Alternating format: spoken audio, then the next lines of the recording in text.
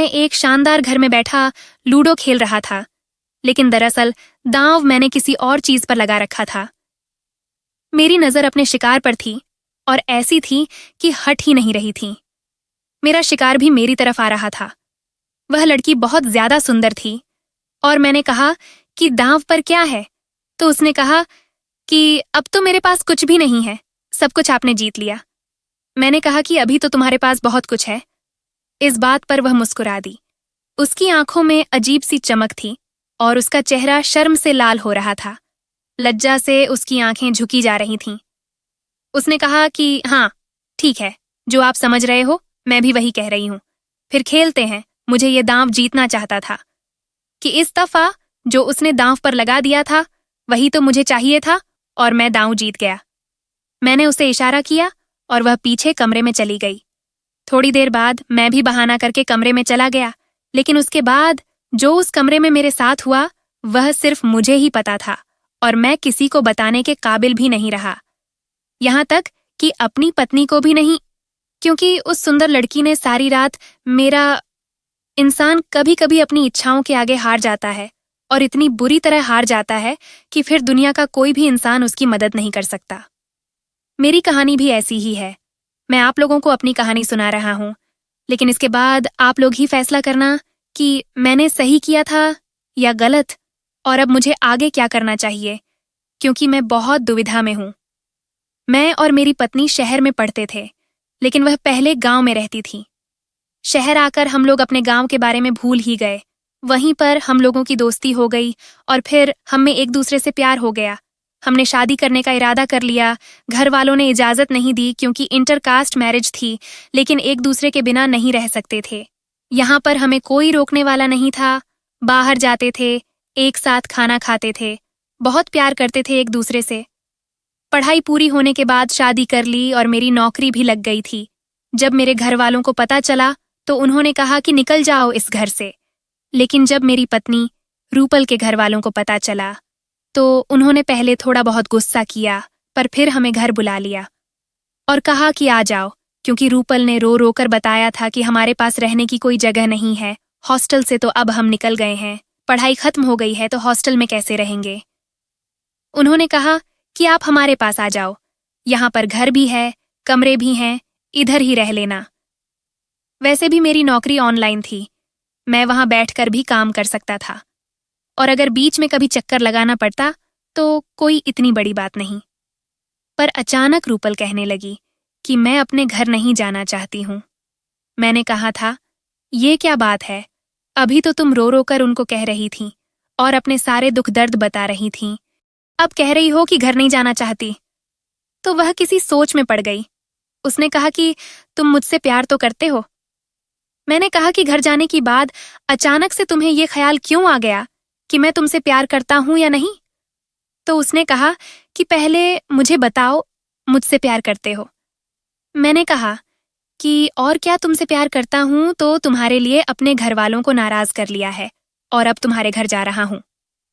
वरना मुझे कोई घर जमाई बनने का शौक था। ये घर जमाई बनना बड़ा अजीब सा काम होता है, इसमें बिल्कुल इज्जत नहीं होती। रूपल ने कहा कि नहीं, मेरे घर वाले ऐसे नहीं हैं। जिस गांव में रहते हैं वहां पर ऐसी बातों को ज्यादा नहीं सोचते हैं, क्योंकि वहां पर बहुत सारे लोग घर जमाई बनकर रहते हैं।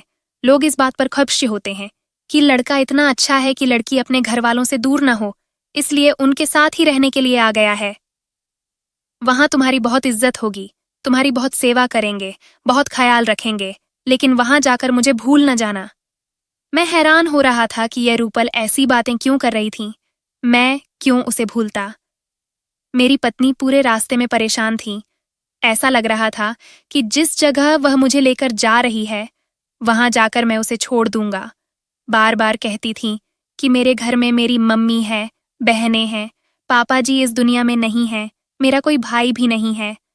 सब कहते थे कि बहनों वाला घर है। इसीलिए तो मैं दूसरे शहर गई ताकि मैं पढ़ाई करूं तो मेरी अच्छी नौकरी लग जाएगी।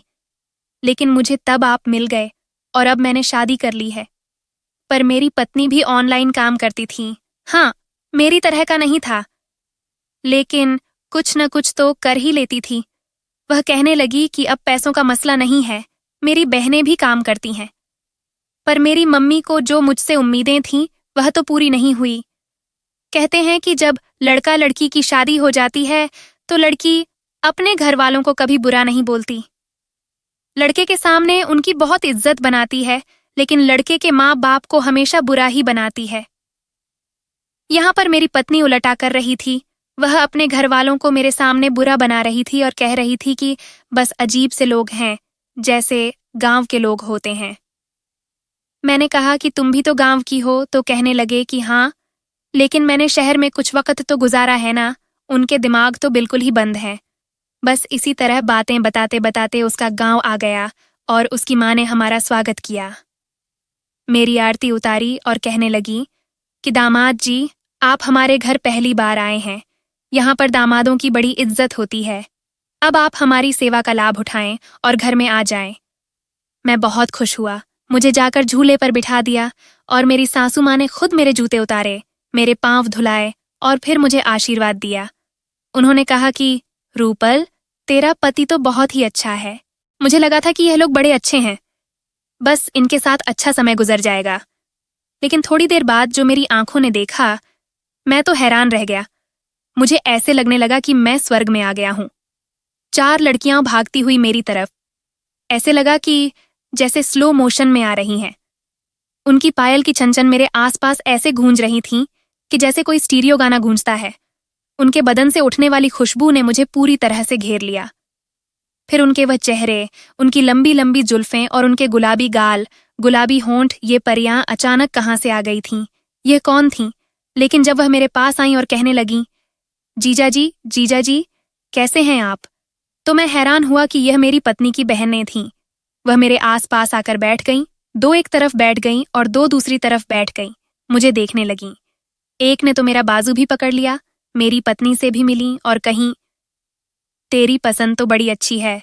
मुझे ऐसे देख रही थीं कि मैं कंफ्यूज हुआ जा रहा था। फिर उन्होंने मुझे अपने हाथों से परोस परोस के खाना खिलाया और मेरा दिल पूरी तरह से भर गया। उसके बाद वह चाय बनाकर आगे मेरे पास ही बैठी थी, इधर उधर की बातें कर रही थी, बोलती हुई बहुत खूबसूरत लग रही थी। उनके दांत मोतियों की तरह चमक रहे थे। मैंने दूर से अपनी पत्नी को देखा तो मैं हैरान रह गया कि इन सारी खूबसूरत कन्याओं में से यह मेरी पत्नी को किसकी नजर लग गई है, जो ये ऐसी है। न मेरी पत्नी का रंग कोई इतना ज्यादा गोरा था और न ही उसके बाल लंबे थे। उसके हाथ पैर भी बस पूरे थे। ऐसा लगता था कि जैसे बस किसी ऐसी औरत के हाथ पैर हैं जिसने बहुत ज्यादा काम किया है। और आंखें भी उसकी इतनी सुंदर नहीं थीं, होंठ भी गुलाबी नहीं थे। वह सबसे बड़ी बहन थी, तो फिर उसे तो सबसे ज्यादा खूबसूरत होना चाहिए था। चाय पीने के बाद सालियों ने कहा कि क्यों ना लूडो खेलें। हम तो यहाँ पर लूडो ही खेलते हैं और यहाँ पर कुछ है नहीं, लेकिन लूडो खेलने में बड़ा मजा आता है। मैंने कहा कि हाँ, मैं भी लूडो में बड़ा अच्छा हूँ। मुझे मेरी पत्नी ने इशारा किया तो मैं उसका इशारा समझ गया। वह कहने लगी कि नहीं, हम थक कर आए हैं, थोड़ी देर आराम करेंगे। हम लोग अपने कमरे में आ गए तो मेरी पत्नी आकर मेरे गले लग गई, कहने लगी कि क्या लूडो खेलने बैठ गए? अभी अभी तो हमारी शादी हुई है, थोड़ा आराम कर लेते हैं। मुझे आपके गले लग के थोड़ी देर के लिए लेटना है। वह पहले मुझसे इस तरह के लाड नहीं करती थी तो मैं परेशान हो जाता था। अब बहुत कर रही थी पर मुझे अच्छी नहीं लग रही थी। मैंने कहा कि हाँ, ठीक है, लेकिन तुम्हारी बहनें क्या सोचेंगी? तो कहने लगी कि नहीं नहीं, इतना नहीं सोचती। वह तो जब से तुम आए हो तुम्हारे सर पर नाचने लगी है, तुम्हारे सर में दर्द हो जाएगा। मैंने कहा कि नहीं, ऐसी कोई बात नहीं है। फिर यह ना सोचिए कि मुझे कोई तमीज ही नहीं है और मैं उनको ठीक से बुला नहीं रहा, बात भी नहीं कर रहा। तो कहने लगी कि नहीं नहीं, इतना नहीं सोचती, वह सब ऐसे ही पागल हैं।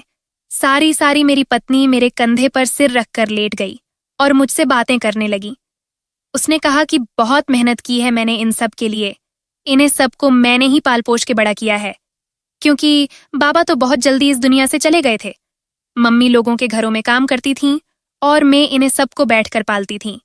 इनके कपड़े धोती थीं, इनके बाल बनाती थीं, इनके खाने पीने का इंतजाम करती थीं। तभी तो देखो कि मुझ पर मेहनत ने कैसा असर किया। न मेरा रंग रूप पहले जैसा रहा, न मेरे हाथ पांव, और अब इन्हें परियों को देखो कैसे खिली पड़ी हैं। मैं मुंह से कोई ऐसी बात नहीं निकालना चाहता था कि मेरी पत्नी को ऐसा लगे कि मुझे उसकी बहन ज्यादा सुंदर लगती है। मैंने कहा कि छोटी बहन तो ऐसी होती है, बड़ी बहन भाई बेचारे रगड़े जाते हैं। मैं खुद भी तो बड़ा भाई था न। मेरी पत्नी को इस बात से बहुत अच्छा लगा और वह मेरे कंधे पर ही सिर रखकर सो गई, लेकिन मुझे नींद नहीं आ रही थी। मैं तो सालियों के बारे में ही सोच रहा था और सोच रहा था कि कब यह मेरी पत्नी मेरी बाहों से उठ जाए तो मैं बाहर जाऊं, उनसे बात करूं, कुछ बातों का सिलसिला चलता रहे, हल्की फुल्की छेड़छाड़ होती रहे, तो बड़ा मजा आ रहा था। रात का खाना भी उन्होंने हमारे लिए बहुत अच्छा बनाया और मेरी सासू माँ ने बताया कि बेटा, यहाँ करीब 1 मकान खाली है और उसका जो मालिक है वह बाहर के मुल्क में रहता है। वह कह रहा है कि मेरा घर पड़ा पड़ा खराब हो रहा है। अगर कोई यहाँ पर रहता है तो मुझे कोई आपत्ति नहीं है। थोड़े बहुत पैसे दे दे, लेकिन मेरे घर को साथ साथ ठीक भी करवाए और उसका ख्याल भी रखे, क्योंकि जब घरों में कोई नहीं रहता तो घर खराब हो जाते हैं। उसने ये घर बड़ी मोहब्बत से बनाया था। मैंने उससे बात कर ली है, तुम लोग वहां पर रह सकते हो, उसके घर में कुछ सामान भी है। ये बात सुनकर मेरी पत्नी तो बहुत खुश हो गई, लेकिन मुझे अजीब लगा कि इसी घर में रहते तो अच्छा था। पर जब देखा तो घर ज्यादा दूर नहीं था, तो मैं भी मान गया और घर अच्छा भी था और किराया भी बहुत कम था। मेरी पत्नी खुश हो गई क्योंकि उसकी मम्मी का घर भी करीब था और वह तो अपने गांव में आ गई थी। मुझे भी ये बातें बुरी लगती थीं कि मैंने अपना शहर छोड़ दिया। मैं गांव में आ गया और अब अपने ससुराल वालों के साथ उनके बिल्कुल करीब किसी घर में रहने लगा हूं, वह भी किराए का घर। लेकिन मुझे तो ये सब तब बुरा लगता है जब मेरे दिमाग में ये सब होता है। मेरे दिमाग में तो बस वह 4 खूबसूरत लड़कियां ही थीं। सुबह हम सब ने मिलकर उस घर को साफ किया। घर को धोना भी था। सबने अपनी अपनी साड़ी का पल्लू बांध लिया और घर को धोने में लग गई। उनके कपड़े भी गीले हो गए थे। उन्हें देखकर अजीब सा लग रहा था। उनमें से एक जो सबसे बड़ी थी, उसका नाम वैशाली था। वह कहने लगी, क्या बात है जीजा जी, क्या देख रहे हैं? तो मैंने कहा, यह देख रहा हूं कि तुम लोग कितनी मेहनत से हमारे घर को साफ कर रहे हो। तो कहने लगी, क्यों, हमारा घर नहीं है? हम तो कभी इधर तो कभी उधर आपको आराम से बैठाएंगे, आपकी पत्नी के साथ। वह इस बात पर हंसने लगी तो मेरी पत्नी को गुस्सा आ गया। उसने कहा, क्यों, आराम से बैठने नहीं दोगे क्या? हर टाइम हमारे सर पर नाचते रहोगे? तुम लोगों को नहीं पता कि जब शादी हो जाती है तो फिर पति पत्नी का कुछ अकेले वक्त की भी जरूरत होती है। मेरी पत्नी वहां से चली गई तो वैशाली कहने लगी, ये जो हमारी बड़ी बहन है ना, इसके मुंह में हमेशा करेले ही होते हैं। इसने हमें बहुत मारा है, मार मार के हमें पाला है, लेकिन माँ के बाद यही हमारी माँ है। बस इसीलिए हर टाइम गुस्से में रहती है, हम पर हुक्म चलाती है। आपकी जिंदगी तो बड़ी बुरी होने वाली है जीजा जी, आप इसको कैसे झेलोगे? ये तो बहुत अजीब सी है, इसका तो कभी भी मूड खराब हो जाता है। मैंने कहा, झेलना तो पड़ेगा। हम दोनों इस बात पर हंसने लगे तो मेरी पत्नी ने दूर से मुझे गुस्से से देखा और मैं हंसते हंसते रुक गया। बात उसे बुरी लग रही थी कि मैं उसकी बहन के साथ मिलकर मजाक कर रहा था और उसके ऊपर हंस रहा था। मेरी पत्नी ने ठीक कहा था कि वह अपनी बहनों में सबसे बड़ी थी और उसका दिमाग किसी बुद्धि औरत की तरह हो गया था। अब उसके अंदर कोई अल्हड़पन नहीं था। बस हमारी अगली जिंदगी की पड़ी थी। ऑनलाइन काम कर रही थी, फिर भी उसने गांव के स्कूल में पढ़ाने की नौकरी पकड़ ली। मैंने उसे कहा कि उसकी क्या जरूरत है, तो कहने लगी कि पूरा दिन घर बैठकर क्या करूंगी। उसकी मां ने कहा था कि आप लोग घर पर खाना नहीं बनाना, हम लोग आपके लिए खाना भेज दिया करेंगे, या खाने के टाइम आप हमारे घर आ जाना। जहां इतने जन खाना खाते हैं वह 2 जन और खा लेंगे तो कुछ नहीं होगा। आप लोग बनाओगे तो फिर से आप लोगों को सारी चीजें लेनी पड़ेगी। बस चाय पानी का इंतजाम कर लो, कभी रात में भी चाय पीने का दिल कर पड़े तो तुम लोगों को कोई मसला ना हो। मेरी पत्नी की माँ तो बहुत अच्छी थी, उसने हमारा बहुत बड़ा खर्चा बचा लिया था और 2-4 दिन ऐसा ही हुआ कि हम खाना खाने वहां चले जाते थे और मेरी सालियां फिर से मेरे आसपास मंडलाने लगती थीं। पता नहीं मेरी पत्नी को शायद यही बात बुरी लगने लगी। एक दिन वह खाना पकाने की सारी सामग्री ले आई। उसने बर्तन भी खरीदे, छोटा सा चूल्हा भी लिया और बाकी चीजें भी। मैंने कहा कि इसे कहाँ से लाई, तो कहने लगी कि मैंने एक पगार एडवांस ले लिया है। मैंने उसे कहा कि इस तरह तो तुमको ही मसला होगा, तो उसने कहा कि कोई मसला नहीं होगा। मुझे बार बार मम्मी के घर जाकर खाना अच्छा नहीं लगता और तुम भी वहां जाकर बैठते हो तो फिर बैठ जाते हो, अपना काम भी भूल जाते हो। मैंने कहा कि पर इस तरह तो हमारा फायदा हो रहा था। उसने कहा कि क्यों फायदा उठाएं, मैं क्यों ना उठाऊं तुम्हारे माँ बाप का फायदा। फायदा तो उनका उठाना चाहिए था हमें। उन्होंने तो हमें घर से निकाल दिया। मेरे माँ बाप ने जगह दी है, घर का इंतजाम करके दिया है, खाना भी वह देंगे। और फायदा उठाना क्या होता है? जब कभी बनाने का मूड नहीं होगा तो वहां चले जाएंगे, वरना खाना मैं खुद बनाया करूंगी। मेरी पत्नी अपनी जिंदगी को खुद ही मुश्किल कर रही थी, दो दो जगह नौकरी कर रही थी। अब कहती थी खाना भी बनाऊंगी, घर को भी खुद ही साफ करूंगी। तो फिर मेरे लिए तो उसके पास समय ही नहीं बचता था। एक दिन रात को साथ बैठे थे, मेरे ख्यालों में तो मेरी सालियां ही थीं, लेकिन मैं अपनी पत्नी के पास आया और मैंने कहा कि बहुत दिन हुए हैं, तुम मुझसे दूर दूर हो, अब तो घर भी सेट हो गया है, जरा मेरे पास तो आओ। तो कहने लगी कि मैं बहुत ज्यादा थक गई हूँ, मेरे पूरे बदन में दर्द हो रहा है, तुम्हारी तो छुट्टी है, तुम तो अपने काम में लगे रहते हो। तो मैंने कहा कि तुम्हारी बहनों ने भी तुम्हारी सहायता की है। वह कहने लगी कि उनकी सहायता किसी काम की नहीं, इनको क्या पता कौन सी चीज कहाँ रखनी है, मैंने सब कुछ अपने तरीके से किया है। मैंने कहा कि तुम अपनी बहनों से क्यों गुस्सा हो? तो कहने लगी गुस्सा नहीं रहती हूँ, बस मुझे उनकी हरकतें अच्छी नहीं लगती। अभी तक बड़ी ही नहीं हो रही, इतनी बड़ी जवान हो गई है, लेकिन दिमाग से किसी छोटी बच्ची की तरह बातें करती है। हंसना मुस्कुराना, ही करना, यहाँ वहां भागना, बाबा की पेंशन पर कब तक गुजारा होगा हमारा। मेरी पत्नी को मैंने कहीं दफा आखिरी मौका दिया, उसके पास जाना चाहता था, उसके पास बैठना चाहता था। वह मेरी पत्नी थी और मैंने उसे पसंद भी तो किया था, तभी तो हम लोगों ने सबके खिलाफ जाकर शादी की थी। लेकिन अब वह खुद ही मुझसे दूर दूर रहने लगी और मुझे मौका मिल गया, मैं अपने ससुराल चला जाता।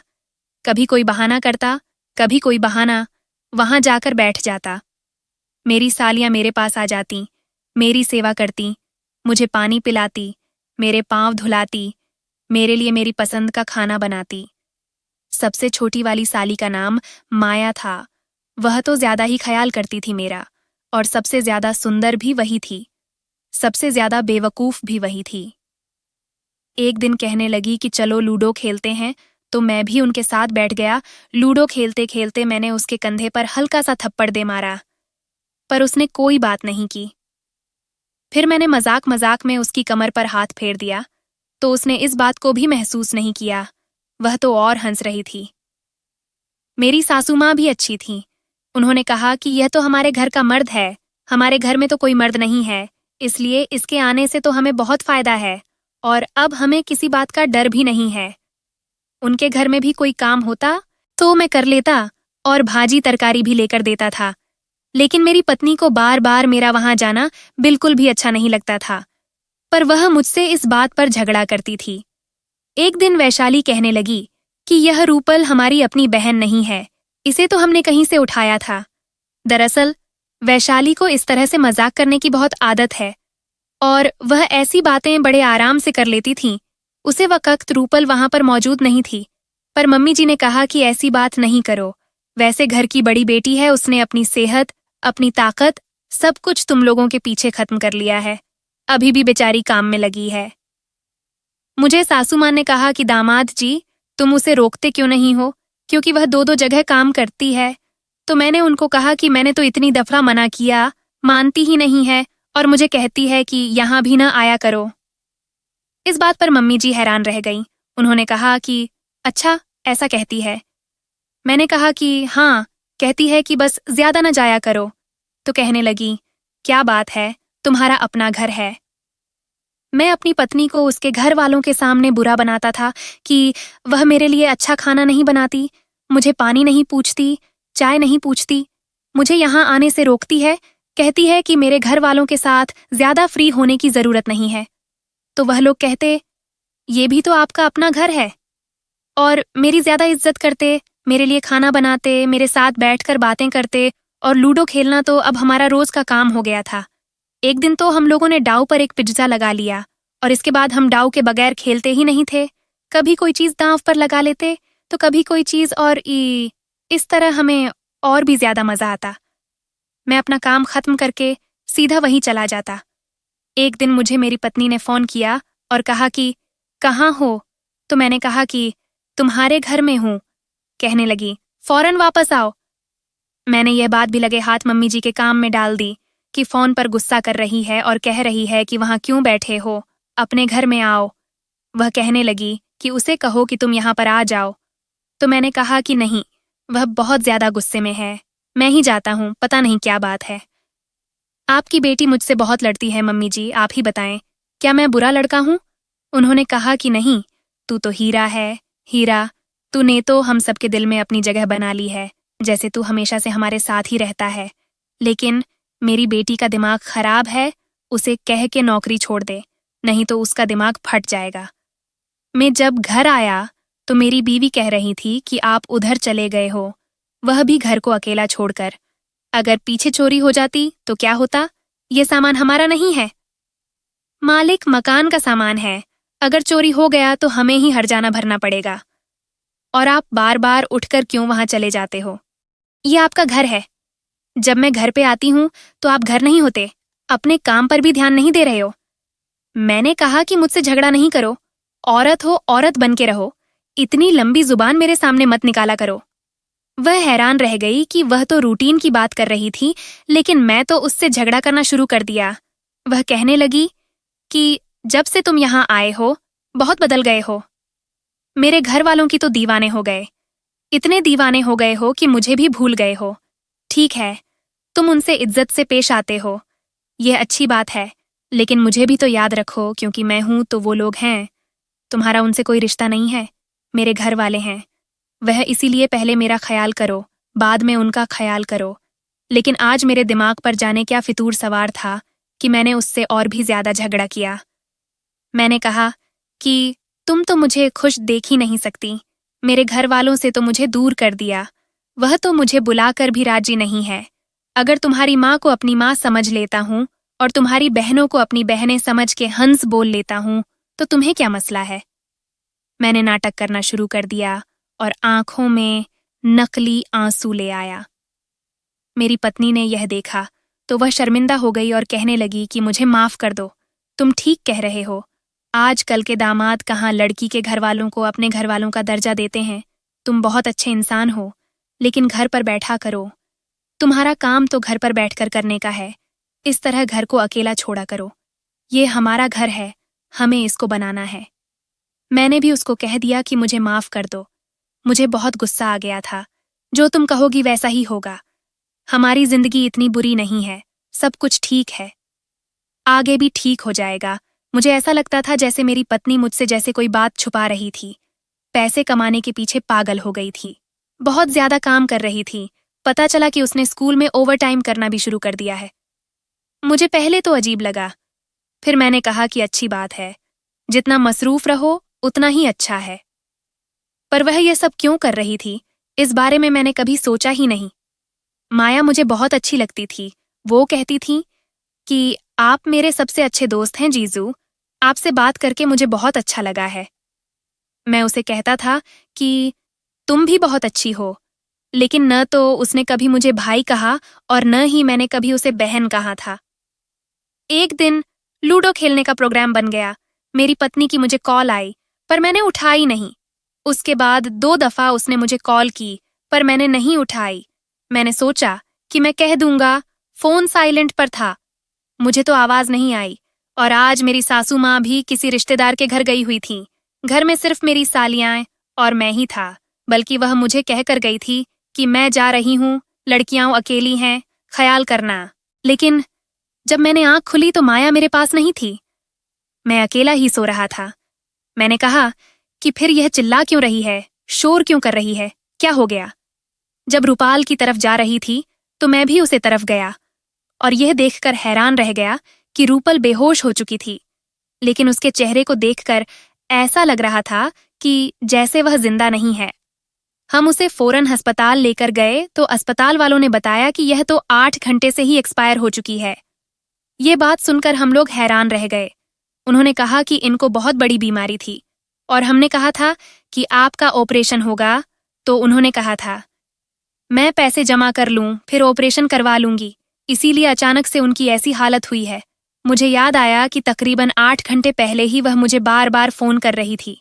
शायद उसकी तबीयत इतनी खराब थी कि उससे उठा भी नहीं जा रहा था। मुझे बुला रही थी और मैं यहाँ पर अपनी मस्ती में बैठा था और मैंने नहीं देखा कि क्या कर रही है। ये भी नहीं देखा तो ठीक है या नहीं। तभी तो वह 3-3 जगह नौकरी करती थी क्योंकि पैसे जमा करना चाहती थी, और उसने मुझे ये बात इसलिए नहीं बताई थी कि मैं परेशान न हो। उसको तो हम लोगों ने बिल्कुल ही अकेला छोड़ दिया। उसके अंतिम संस्कार के बाद यह बात भी माया ने सबको बता दी कि जीजू ने मेरे साथ रात गुजारी है। जब ये बात मेरी सास को पता चली तो उन्होंने मुझे धक्के देकर घर से निकाल दिया और मुझ पर हाथ भी उठाया। मैं वापस अपने घर आ गया। मेरे घर वाले भी मुझे बातें सुनाने लगे। उस लड़की के पीछे गया था, बर्बाद होकर वापस आया। मैं वाकई बर्बाद होकर वापस आया था, क्योंकि अब मुझे दिन रात रुकल की याद आती थी। वह बेचारी कितनी तकलीफ में थी, बीमारी में थी। उसने मुझे नहीं बताया ताकि मैं परेशान न हो, और मैंने क्या किया? उसकी पीठ पीछे उसे धोखा दिया, उसी की बहन के साथ यह सब कुछ किया। अब वह मुझे दिन रात याद आती थी। वह कितनी परेशान हुई होगी, उस पर क्या गुजरी होगी। और मैं अपनी मस्ती में लगा था, अपनी सालियों की खूबसूरती देखकर पागल हो गया। उनके पीछे इस तरह पागल हो गया कि अपनी पत्नी के बारे में ही भूल गया। मैं फिर से उसके गांव गया था, उसकी माताजी से माफी मांगने के लिए, पर उन्होंने तो मुझे घर में भी आने नहीं दिया और घर से निकाल दिया। गलती तो माया की भी थी, पर सब कह रहे थे कि वह तो कम उम्र थी, उसे क्या पता था तुम बड़े थे, तुमने उसके साथ ये सब कुछ किया, इसलिए गलती सिर्फ और सिर्फ तुम्हारी है। रूपल की याद आती है, उसके लिए बहुत परेशान रहता हूँ। अब आप सभी बताएंगे मैं क्या करूँ। गलती तो मेरी थी, मैं तो लड़का हूँ, लड़का गलती करता है, पर मुझे सज़ा बहुत बड़ी मिली। मेरी पत्नी भी मुझे छोड़कर चली गई, मेरी कोई इज्जत भी नहीं है, मेरा काम भी छूट गया। मैं घर में किसी बेकार चीज की तरह पड़ा रहता हूँ। घर वाले खाना देते हैं तो खा लेता हूँ, नहीं तो बातें ही सुनाते रहते हैं। पता नहीं मुझे कोई और लड़की मिलेगी या नहीं। क्या मेरा घर दोबारा से बस पाएगा? आप लोग बताएं कि मैं अब क्या करूं। मैंने बहुत बुरा किया, बुरे का अंजाम बुरा ही होता है।